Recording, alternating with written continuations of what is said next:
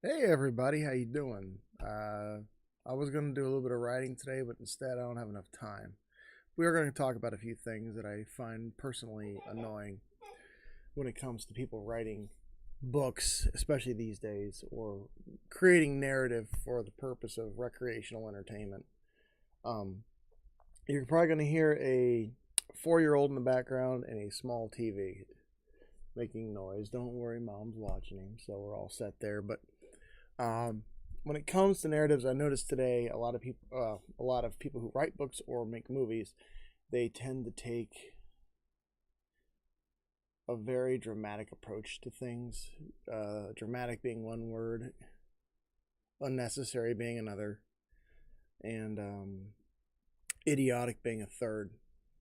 So when you go to read a book, unless it's a book for learning or informative purposes, that's one thing. But if it's a book for rest and relaxation, or recreation or fan based content, leave a lot of today's stuff out of it. Here's why. Um, when I turn a video game on, for me, it's let me relax, get away from today's problems, relax, just not have to worry about what's going on out in the world. Okay. And this is a preface to what we're going to start talking about. Don't drag that shit into your criteria. Well, your criteria, your narrative, okay? Unless you're writing something for that type of narrative, leave it out of recreation. Um, when you're immersing yourself in a book and stuff like that pops back up, then you're not going to really want to keep reading it because it's like, oh, great, and you just throw it in the trash. Um, Immersive content such as like let's just say a D&D campaign or Game of Thrones or something like that. It doesn't have today's politics and properties about it, right? Um, it does have like political intrigue and deception and all that, but that's just part of that narrative. But when you start dragging today's stuff into your content when it's supposed to be recreational or trying to think of the right word, um, when it's supposed to be recreational or relaxing, you ruin it. You just fucking ruin it, right? I mean, there's no other way to put it. You just ruin it. So, um, just a moment.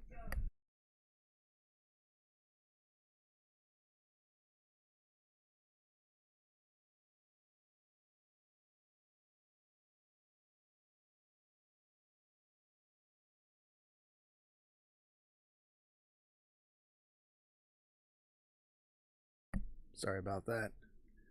Toddler screams. I don't want you guys to have to hear that. So, anyways, checking my volume. Sometimes when you click out of it, the volume goes out. But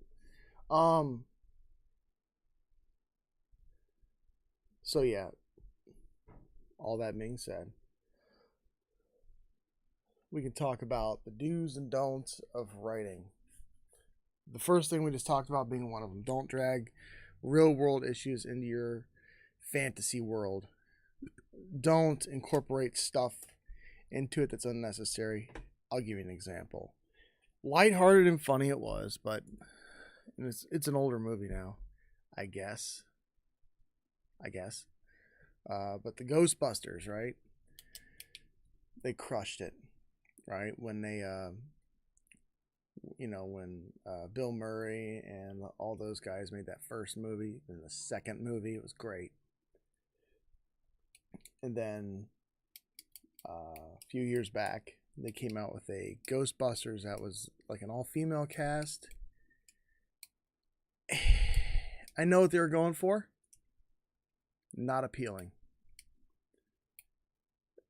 that right there is a boys and girls game, like He-Man woman haters type of stuff, except for the women.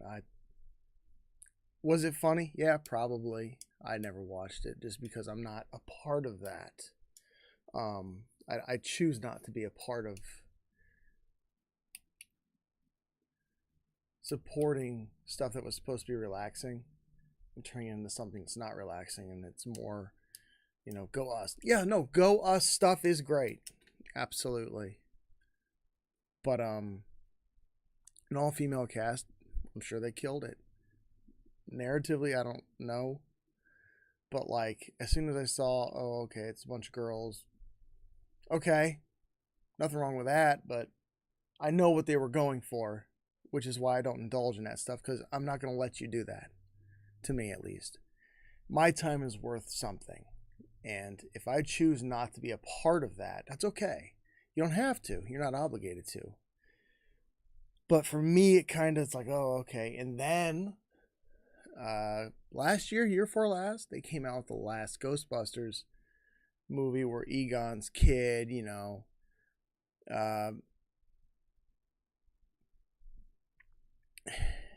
kid, his grandson, I believe, made it to the farm and realized Egon was actually holding back something. Good narrative there.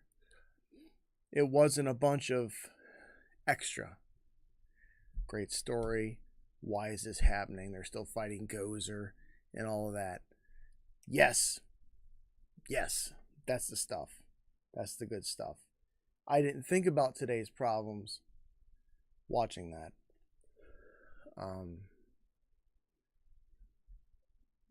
That being said, I watched that, completely forgot they even made that last one with the ladies. And when you do stuff like that, it's almost divisive. It's almost divisive. Almost. They killed it, I'm sure. Great actors and actresses. I'm sure they killed it, but nah. It's like me trying to, watch something that's not in my wheelhouse.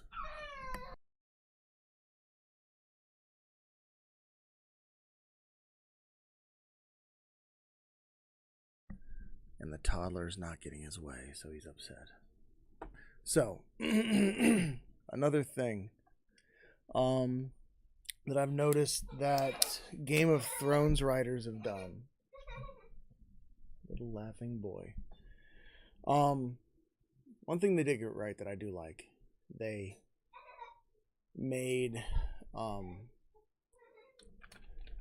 a second.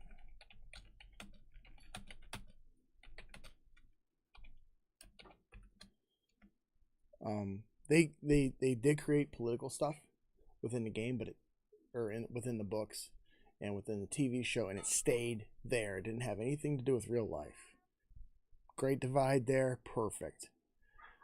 One thing that's great, they kept real world politics out of it. I enjoyed it, at least as far as I know. Maybe there's something I'm missing, but I don't know. One thing they didn't get right is when you're writing something people really like and you just keep doing this.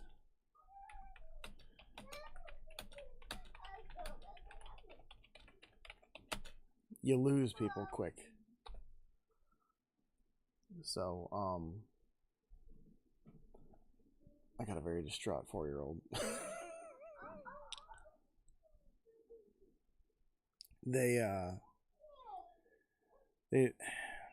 killed a lot of the main characters off. Two psychologies. If it's that type of thing you wanted to make, I mean, that'd be great for a specific type of audience, but like, it almost turned into the show Survivor. Who's next? I talked about that a little bit in the last video I made with Let's Write a Book Together, which I'm hoping you guys actually want to participate in. You may or you may not, I don't know. But yeah, when you kill off a lot of the main characters, like it was like season 3 or 4, 2 or 3, 3 or 4, and I just got bored. I really didn't watch a lot of it after that. It's like, oh, okay, they're just gonna kill someone else that I like, you know. And then an actor goes home. You know, it's like, oh, Survivor with medieval cool shit. Um, is there any like? For me, I don't like bleakness.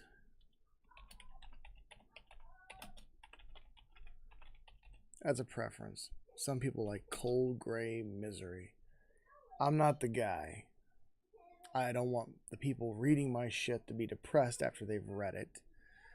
Um, like in Game of Thrones, another thing. When you listen, like when you read the books, uh, dark, um, and it only dictates it pretty well through the movies in regards to like all the cold camera shots. Oh my god. Like Arya Stark, anytime Arya was there, unless she was like getting ready to go in to work with the assassins, um, it was constant like cold shots. North, you're gonna expect the winter to be cold, but there is sun, and sun does illuminate bright green against snow. Looks great. Hint, hint. But and I've seemed like I'm rambling. Mostly it's because I'm also trying to keep a hold of a 4-year-old, make sure he doesn't start shrieking. So yeah, that's one thing. Don't be constantly bleak. Um, in a lot of movies, I noticed this here.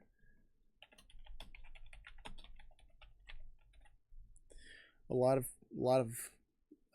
writers and movie creators and things of that nature leave too much pressure on the main characters, and then it's just like, oh, how can they even deal with that? It's kind of like, you know, making a knife and people expect it to be able to have a house dropped on it and survive. No, no, no. Another thing people do.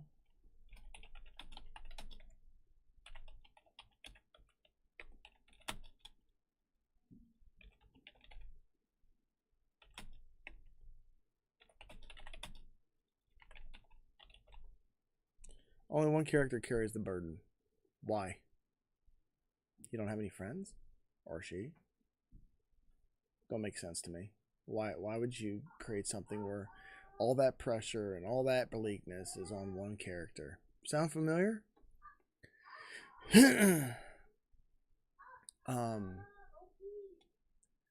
Another thing you don't want to do is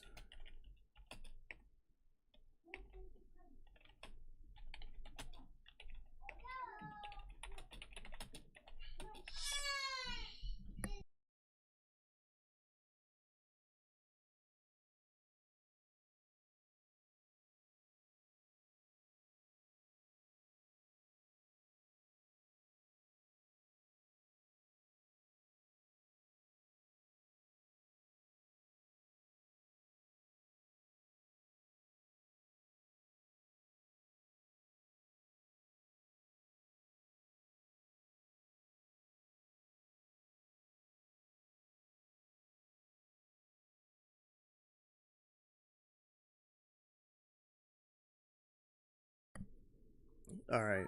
Another thing you don't want to do is lose your direction with too much side questing narrative. What do I mean? Character sets out on this mission, gets thrown in the jail because he got drunk. Okay. Then after he gets out, he's got to go to court. Okay. And then he gets a girl pregnant. Okay. Yeah.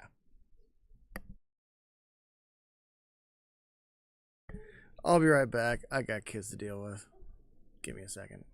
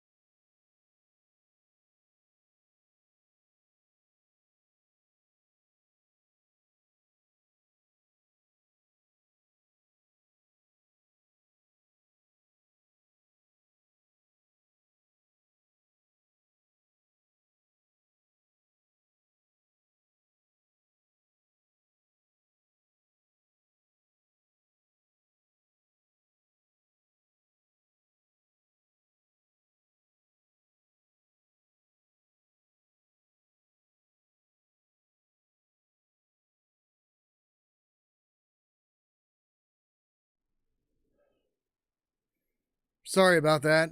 Kids happen. So, don't lose your direction with too much side quest narrative. He gets the girl pregnant. Okay, now he's got to worry about that while he's also trying to push forward onto the extra thing or the main thing he was trying to accomplish, or she. Happens too much, it makes it too busy. It's just like photography. You shoot a shot, you want your background to be specific but not too busy. Otherwise, people lose interest because the brain can only hold on to so many things. So, if there's too much going on in the background, like, oh, that's a mess. Ugh. Another thing I see a lot of people do when they write books or make movies is this. They all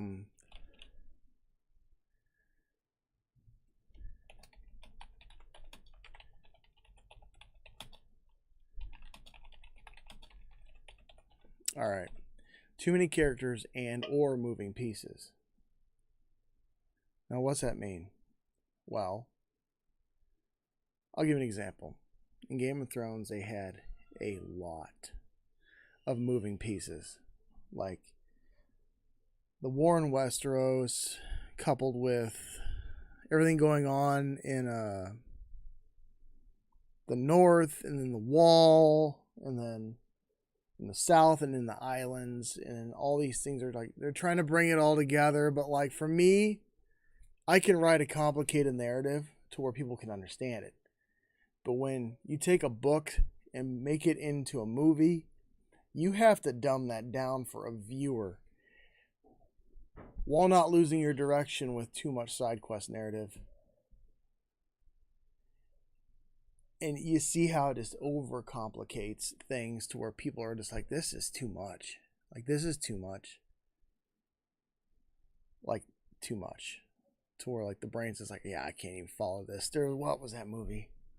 There was a show on Netflix not too long ago. Almost knocked my book down. Not the Borgias, maybe? Political intrigue shows. I can't do them. Because it's too much backstabbing behind the scenes nonsense for me. Too many characters. Who's doing who's doing what. A lot. Like a lot of stuff. Like complicated deceptions that get lost in the narrative. I've seen that a lot. And then you get people making YouTube videos like of plot holes and plot twists revealed. It's like, okay, well, we figured that out. Yeah, that's another thing that I've seen a lot of writers do. Like, I like Tolkien a lot. But one thing I didn't know was necessarily necessary was that he made like a family lineage tree for everybody. I mean, everybody within the book. There were some gaps and plot holes, but you're going to have that when you have such a complicated thing. Because humans are prone to error. Like, I think who was it? Gimli, his tree, huge. The Mines of Moria, that was its own thing. And all that being said, it is complicated. It gets complicated when you got this family feuding with another family who's at war with this species, who's actually trying to save this person because that person is the overlord over that person because that person banged his sister or something that complicated. It's like, at that point, it's like, I don't care. Next page. Okay, when we're done talking about it, next page. Okay. I mean, for people to want to follow that, you have to write in such a way to captivate the audience. And not only that, speak to the vast majority of the audience to actually become successful in that. So, Um, yeah, I don't know. For me, it's just too much. It's too complicated. Um, I don't know how you guys feel about it, but that's just how I feel about it. Like a simple narrative is pretty straightforward. A little complexity when it's going so straight. It's like, oh, what's this? Why is this happening? Oh, here we go again. 4-year-olds.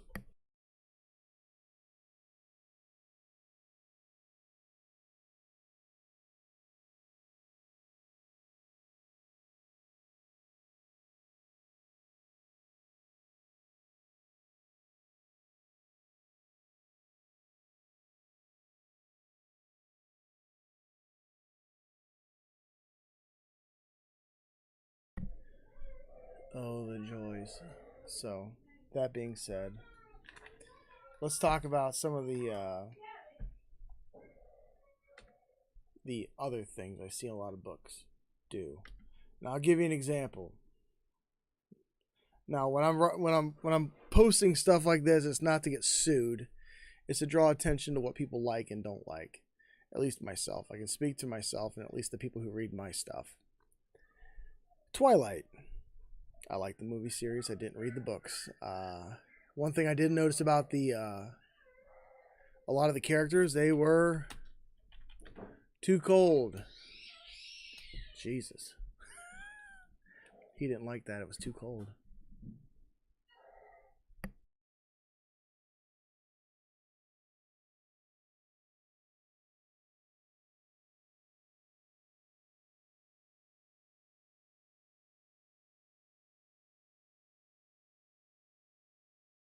My 4-year-old's pleading his case to his mother. Why he needs something he don't really need. So the characters are too cold. The characters are way too cold. Why would you make a character that's so bleak and nasty? It's like it'd be one thing if it was like your villain. That would make sense. But like when it's a main character and they're like so like I don't understand. I guess I'll just keep doing this thing because I'm insane. Makes no sense. Another thing is like your characters aren't interesting. That for me comes from a lot from the coldness or the lack of personality. Also the background and the camera lighting and all of that. But it's the same in writing. I'll be right back, folks.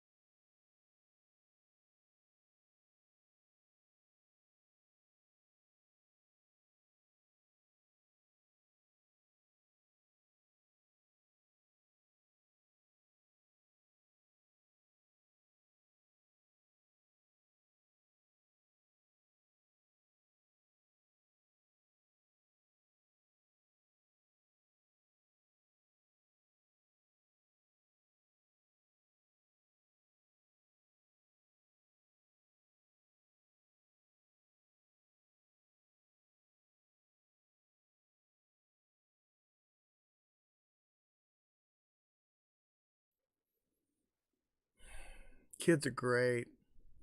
They're wonderful.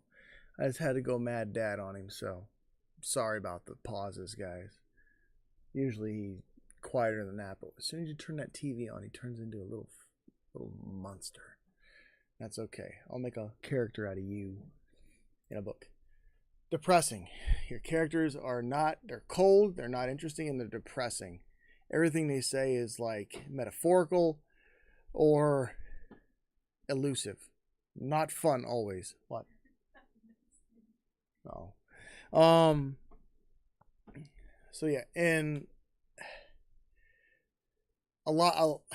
Sometimes in the scheme of things, conflict between two characters isn't always necessary to drive a storyline. Sometimes the main line is all you need. That's it. That's all you need. But yeah, that's another thing.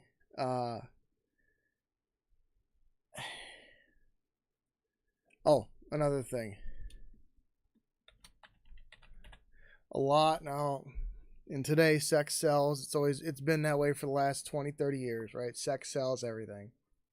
All right, cool. I get it, it does. When it's necessary. When you when you're writing a script, a book, or just creating a narrative, it's almost pornographic these days. Like you're just watching porn. A lot of this stuff that's going on now. And if you're into that, good for you. But like, what is it? Like the unnecessary amount of like bikini panty shots, just topless stuff. You see, it's like, oh, okay. But like at that point, it's like, okay, what am I watching? Porn, or am I just watching something else? So that being said, it's like you're losing the main storyline, and then you add, oh, here's another thing.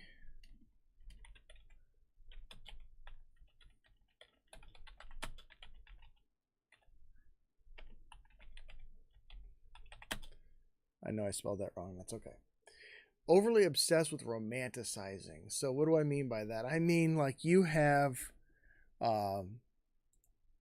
you are too obsessed with, well, there's the main plot, but then there's these people who fall in love, right? They fall in love, they love each other, and then at that point, they become a fucking risk to each other.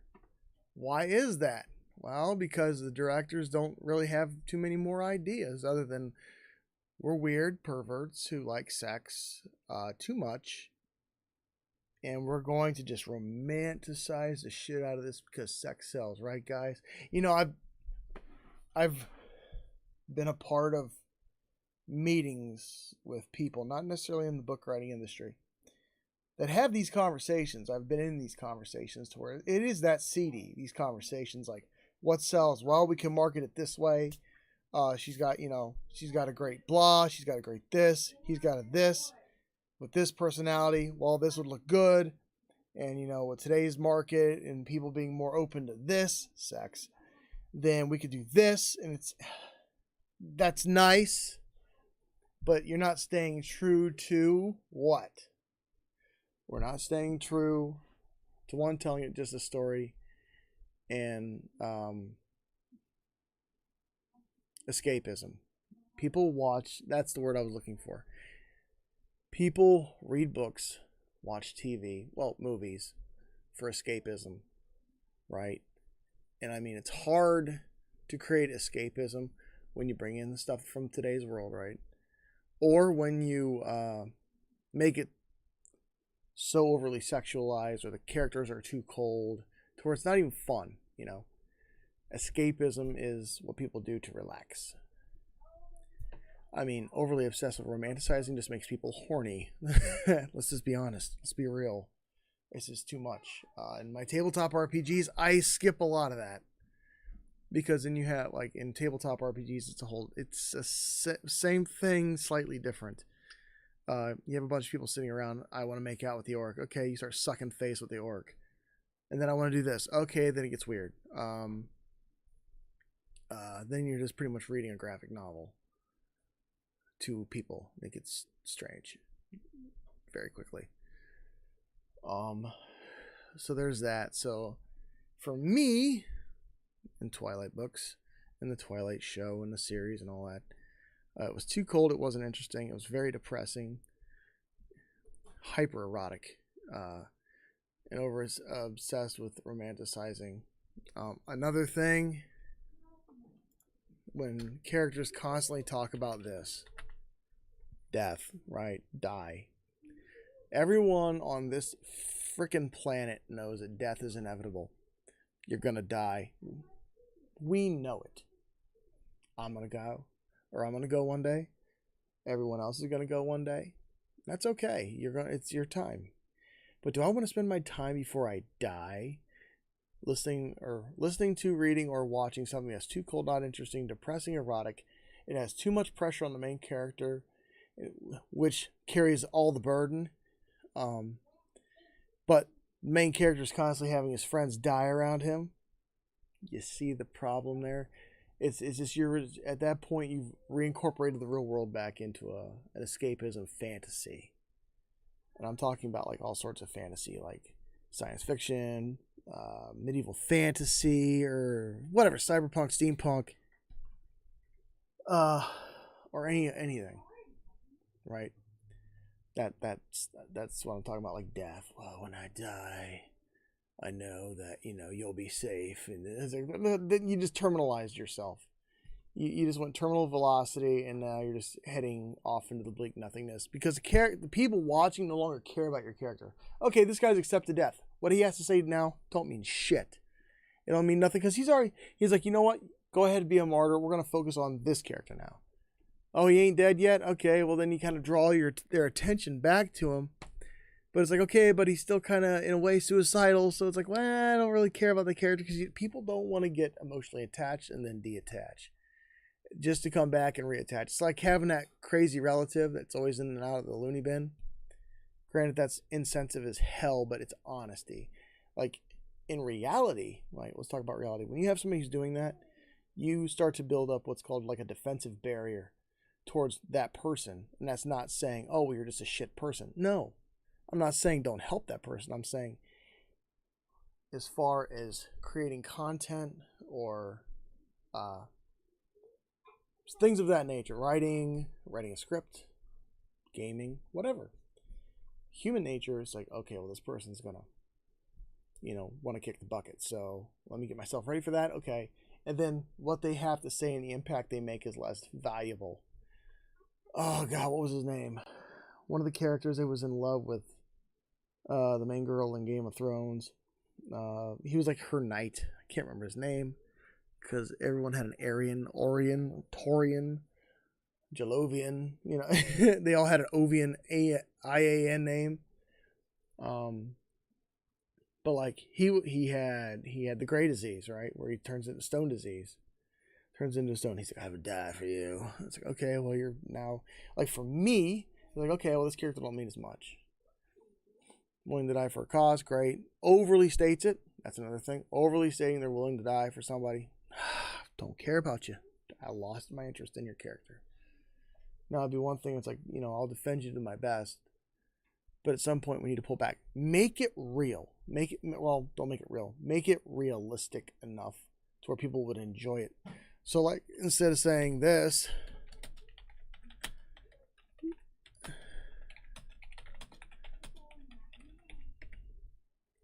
I will defend you with my life. Say this instead. Or something of the like. It's the only way I could really narrate vocalize through narration what I'm trying to convey.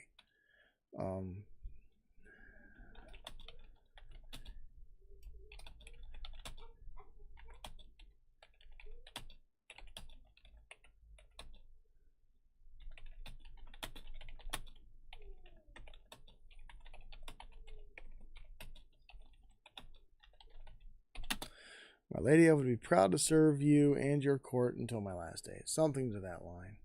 Badly written sentence, but say something more like that. That way it's not so terminal. Because being too terminal leads back to what? Being too cold, not interesting, and depressing. Okay, that being said, we can cross those two things off my list. Let's talk about a very well-known franchise that people have rumored owns the world. Disney. Now, I like Disney films for many good reasons. They're funny, they're light, they're colorful, they're jubilant, full of wonder and mystery. Some of the things, I like it. I like their color. I like the loose complexity of it. Um, I like that their characters aren't overly complicated, but I like that they are complicated, but not that complicated in some aspects. One thing that Disney tends to do, which I find strange, is they kill off one of the parents. Always. Mom or dad's dead. Single parents struggling through life. They don't have shit. It's like, why can't they be like an executive? Have a lot of money. Like Scrooge McDuck. Come on. Granted, I don't think that was Disney. But like there's so many other ways to write things. That's the best you can come up with. All right, well, first off, guys, here I can see sitting in a board meeting. All right, guys, so we already started the chart. Dad's dead. The child struggling in school with bullies. It's like it's at this point, it's like I can already depict the narrative. It's like, okay, I'll just look at the screen to see a picture. Oh, know what's going on here. Mom's single, finds a guy. Kids don't like the guy right off the bat. Yep, okay. It's like that. It's to where you can just see through it before it happens. Therefore, I lose interest. Then again, I'm a very overly analytical person sometimes. That's one thing I've noticed about Disney. So, anything you've noticed about Disney other than them always killing off one parent before the start of the film? Like I was just like, you'd be in the board meeting. All right, guys, we already started the flow chart. Mom's dead or dad's dead. And then the kid's struggling in school, but he's got a few friends. It's a typical Disney trope. How it used to be. Well, what do you think they could improve on or stop doing in their writing? Anything?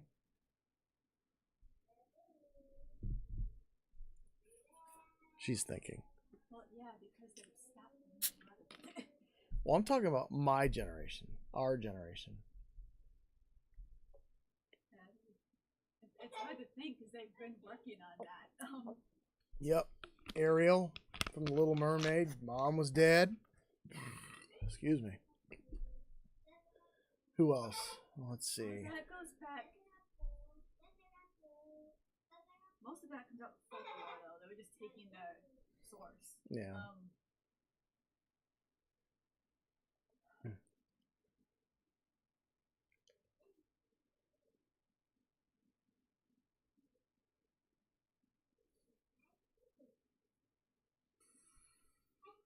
It's hard to say. I'm sure somebody come up with something, but Disney's kind of been doing it right. Think they've been nailing it? For our generation, yeah, there was a lot of problems with that. Yeah, there were. With that, one or both are dead, and yada yada, and orphans and this, that, and the other, and the struggle of life. Oh, it's so sad. The black sheep of the family. Yeah, the black sheep. Yep. Ariel. Yep, Ariel. Yep. Yep.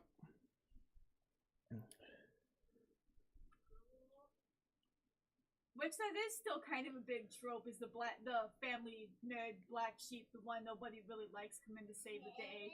Yeah. If shit's going bad with the family. That is one that's still there. It's one thing to make it like, semi true to life, but when it's too true to life, it's like, oh, all right. So, yeah.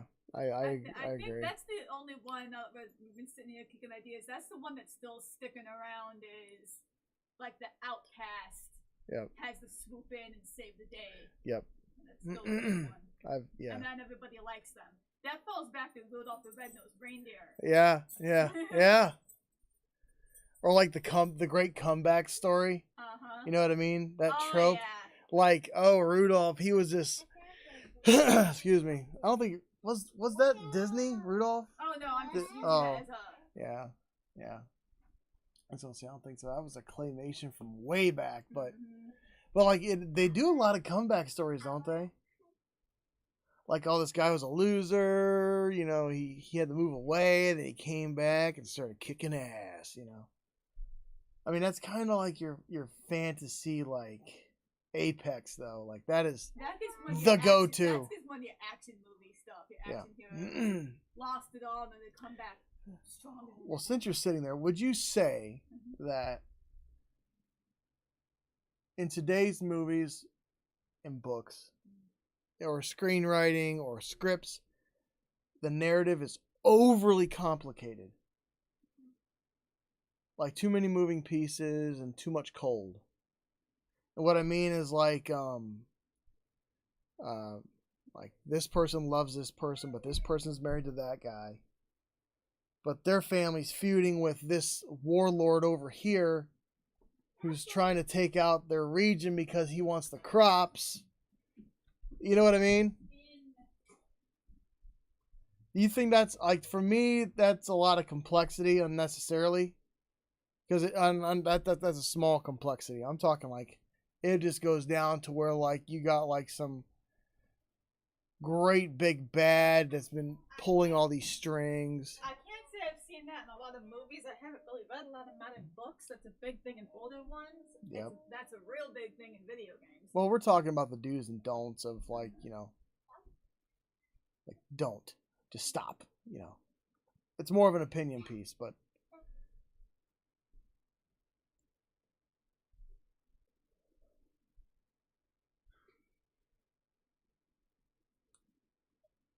for me, the biggest issue with anything is, and any genre, time period, whatnot, writing, is don't overly describe something unless it's actually important to the story. right, yeah.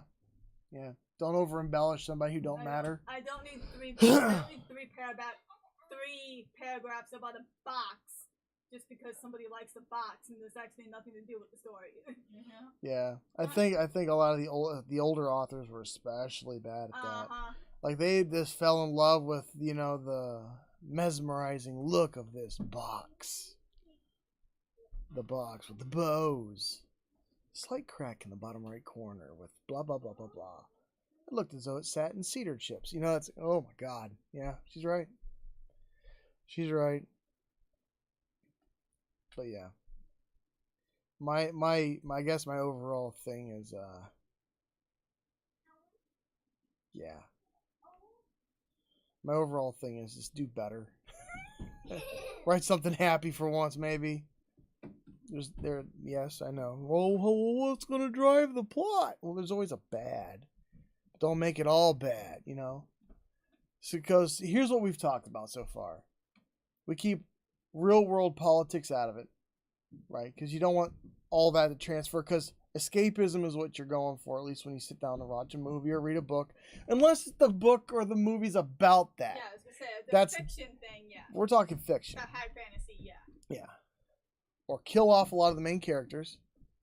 Constant bleakness. Too much pressure on the main characters. Or character.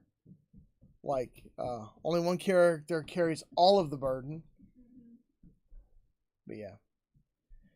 This is like, you know, it's like, oh, well, Bill, you know, that's just them showing you, oh, you can overcome anything. Can you? I mean, can you? Not without help. Oftentimes, like, you think you could take on 1,000-man army by yourself. It's unrealistic. I mean, granted, high fantasy, but you gotta push it back in. Like Superman. Let's talk about Superman for a minute. I like Superman. I like his outfit. But I mean, I think when they wrote him, I have a lot of issues with superheroes in general, but Superman is like the trump card of superhumans, right? Or people with heroic ability.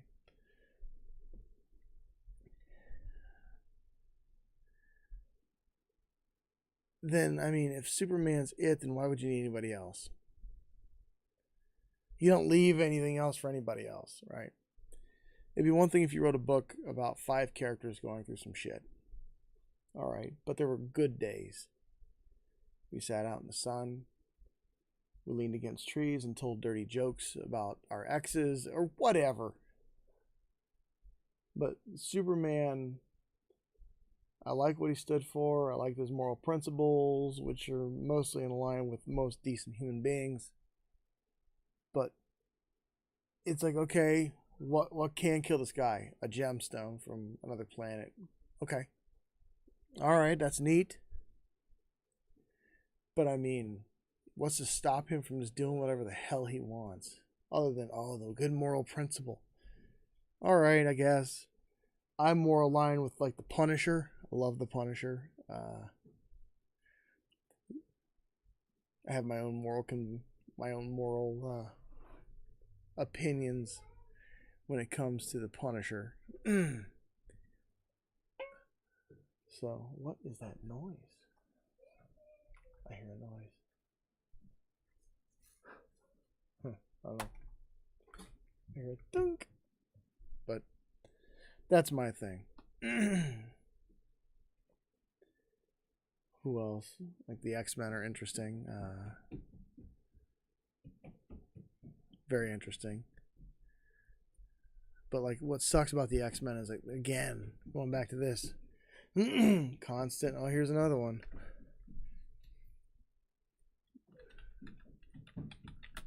Constant trauma. I mean, constantly traumatized about something. Another thing I see a lot of things do. I mean,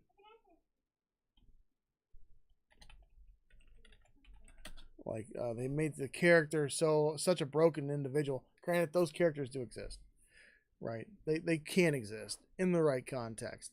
If you have a character who is constantly triggered by everything around them, I don't mean like, in today's sense triggered. I mean like, I remember this time I'm back here and this day. And he zones out and you get a flashback. Walks down the street, gets another flashback. Walks up the road a little bit more, gets another flashback. Opens the dairy corner at the carryout, flashback.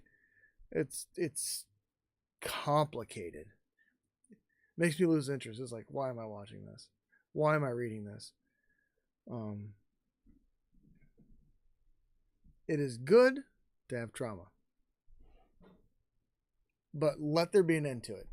And I'd recommend quickly, because an overly traumatized character,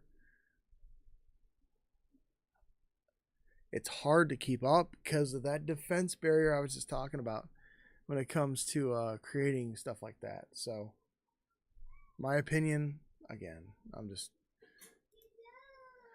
know. I have very unpopular opinions in regards to most things.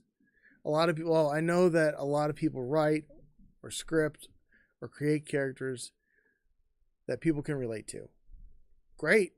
And, it's good to do that to some degree, but let that character be their own character, their own person, figure their own things out sometimes.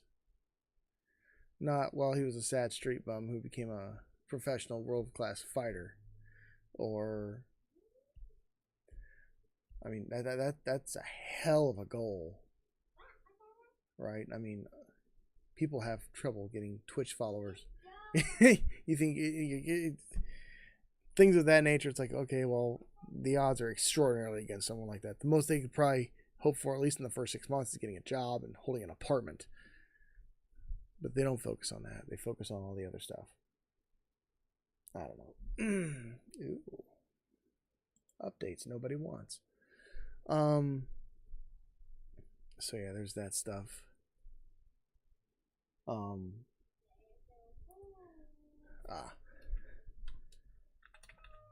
Another thing I see a lot of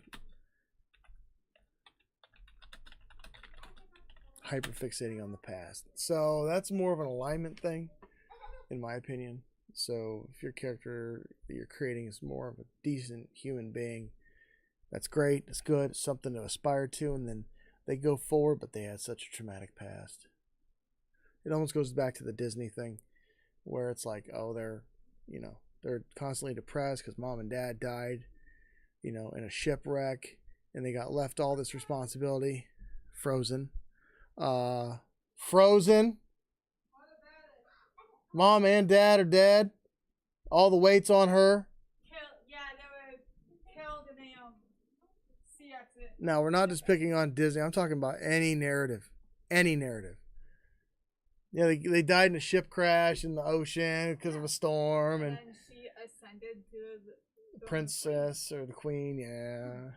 Coronation. Then she was raised for that though. That was to be expected. It wasn't, oh my god, shocker. She just took on the next step. Yeah. Another thing I've noticed when it comes to narrative writing, like some of these movies that have came out, at least in the last 20 or 30 years, I call it express writing. They were just trying to shit something out quick.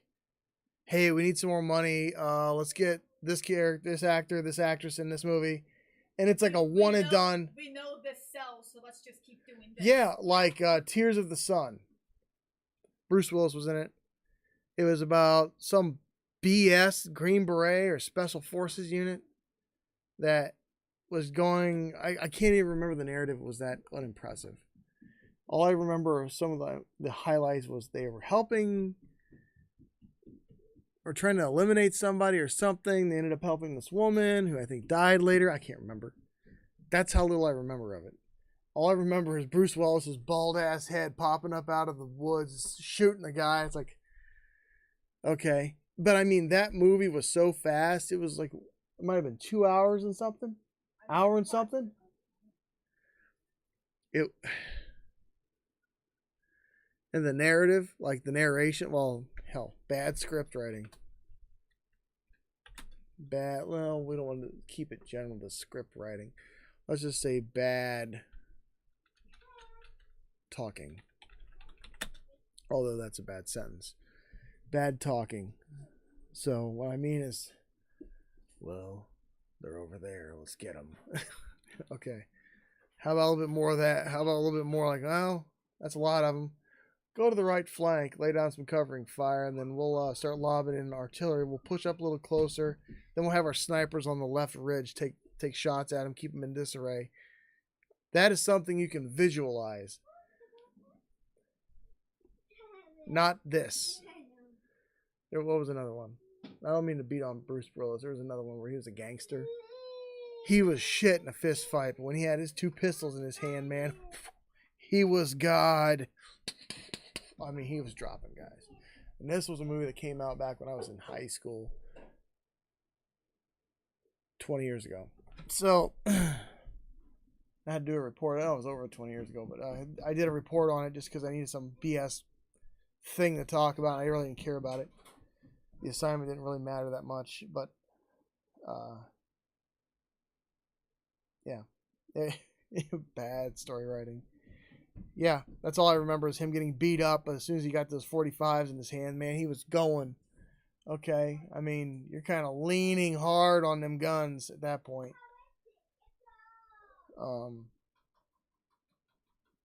Another funny movie I watched with a bad narrative and just kind of silly. It was Romeo and Juliet. It was the one with Leonardo DiCaprio and his buddy.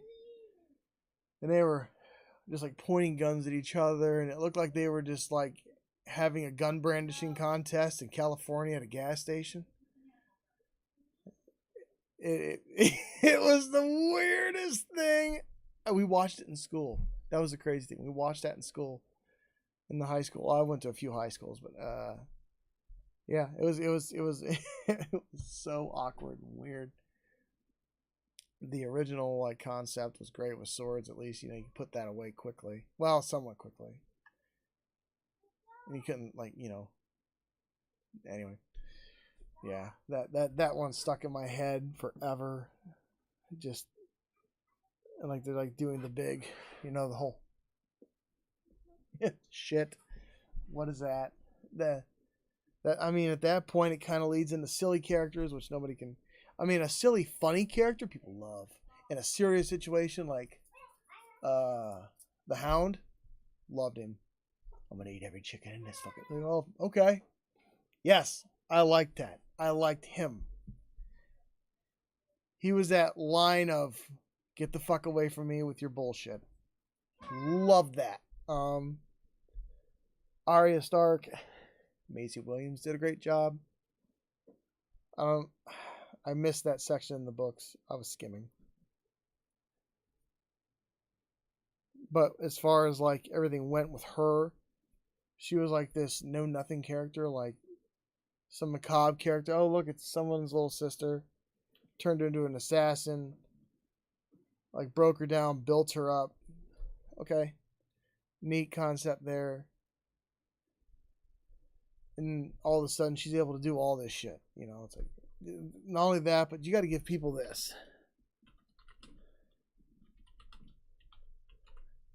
The time span and events. Now, hey, in the Lord of the Rings, that adventure took, what, 15 years in the books?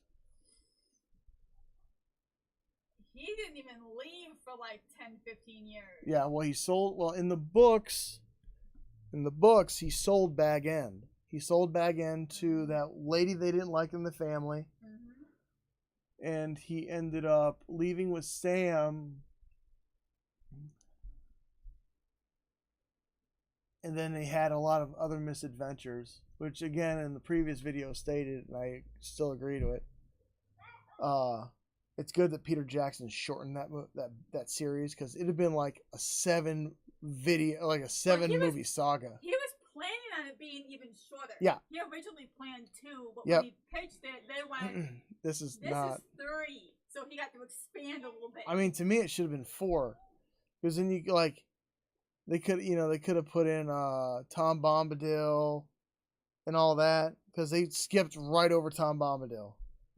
Yeah, but they explained that though in that behind the scenes thing, like why. Like they knew he was a fan favorite, but at the end of the day, on screen, right, he didn't add a whole lot to the story. I know, that's just me being a fanboy. I wish it was longer, but like and I've noticed, I don't know how you feel about it, but like in a lot of today's, well, we'll just go with movies and like narration, there's very little talk about time. Mm-hmm. Because like your main character in today's stuff, let's call it stuff. In today's stuff, it's a lot of, what do they do for a living? Okay, and also, it's like, the time thing, because this confuses me on an epic scale for all of it. Yeah. Put some sort of time thing, like at the bottom of the screen or at the top of the page or a paragraph, if you're skipping around on the timeline. Yeah. 6 years earlier. Yeah. Yeah, that screws people up when you open up into that's a good point. She's right. She's absolutely right. She's a smart lady. Oh my God. Yeah, they hop around. They don't tell you they're hopping around. You just have to figure it out as you go. It's like, well, wait a minute. Because I don't want to sit here and read the book that long. Well, you only got so much time, but yeah.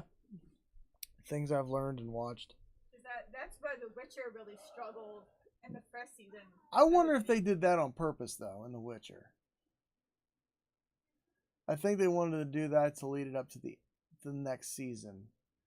You know, where they jumped around by years because, and then it was like, it's kind of like a butterfly effect in a way. Yeah, I mean, it made sense to show us what all was going on and all that. Mm-hmm. But it took most people like 3 or 4 episodes to realize there was time jumps happening. Yeah, instead of this, boop, boop, boop, boop, it was this. Boop, boop, boop, boop, boop. Yeah, it was weird. It was a good weird, but it was still weird, and it screwed a lot of people up. Then again, maybe that's what they were going for. I mean, that's like a risk versus reward ideology at that point. Oh, let's talk about the writing real quick, because I gotta start getting ready for work. When it comes to writing anything, it's good to get input, but don't write their book, write yours. Don't write their script, write yours. It's okay to change a few things if you want, but don't make it all about what they want, because it's your idea. It's your opinion. Don't steal. If someone's got a really good idea, right? I've had ideas stolen from me. If you know someone's got a good idea, don't take it from them. That's a whole other conversation. For me, at least, in my own personal shit. But when it comes to that sort of stuff, just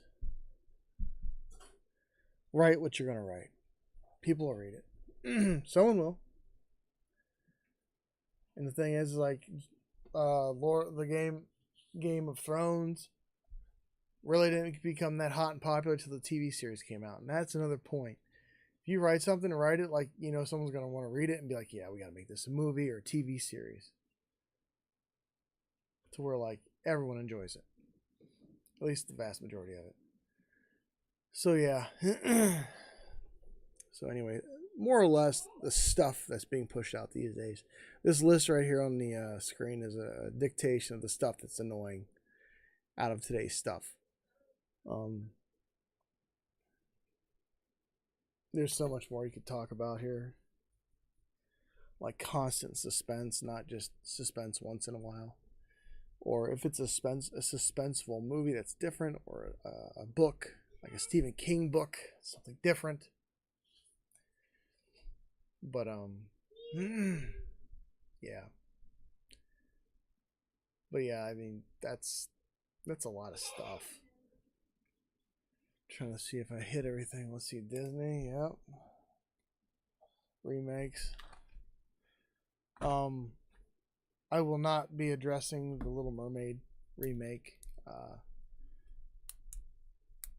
I don't care that much about it. Not saying I don't care about those types of situations.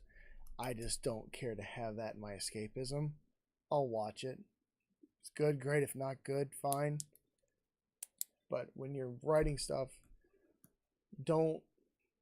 I mean, this is my moral perspective. I'm not trying to bank off of today's issues. It's not what escapism's about. I should have prefaced this to be about fiction. Yeah, so... Yeah, like... I'm sure the Little Mermaid will do great. The girl can sing. Stuff like that, but I don't prescribe to caring about certain things. You don't have to. You're not obligated to. It doesn't make you a bad person. It's just I got other things to focus on. One of them being a 4-year-old and a wife to keep happy. So those are my priorities. People forget those things. But that's just where I'm at. I'm not saying I'm an uncaring person. No, I do care. It's just in the narrative of my life, it's just trying to, you know, keep it going while keeping your sanity and trying to, you know, make it through these times. This being a part of it, right? The narrative.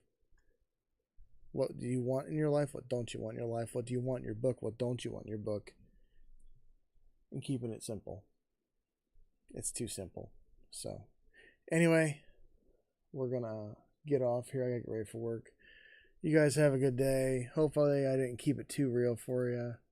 I know that happens, but just being honest. Well, if there's time tomorrow, I'll probably start falling back into that book, and we'll keep going that way. So, thanks for watching. Take her easy. Take care. Stay safe. Stay strapped. Don't get clapped. We'll see you next time. And if you want to check me out, playing some video games or making some stuff, I made another Twitch channel. It's called Mad Merc of the North. MADMERC of the North. You can spell that. And I usually game late at night, so when I get off work. So if you want, check those out. If not, that's fine too. We'll see you next time. Have fun. Later.